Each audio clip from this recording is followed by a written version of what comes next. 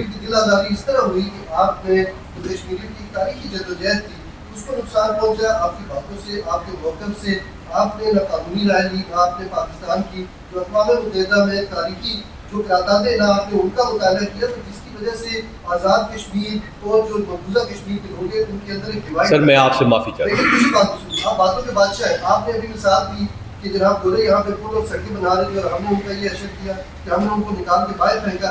لیکن آج ہندوستان اور پاکستان میں لوگ یہ کہہ رہے ہیں کہ $1 ٹریلین کو یہاں سے چرا کے کوہ نور ہیرے سے لے کے یہاں سے ہر ایک چیز کو لے کے گئے. سر آپ کا نام کیا ہے سر آپ کا نام ہے عرفان صدوزی. عرفان صاحب میں ایک فکرہ بولوں اگر آپ اجازت ہے سر. ایک فکرہ سر اللہ کا واسطہ صرف ایک فکرہ بولوں.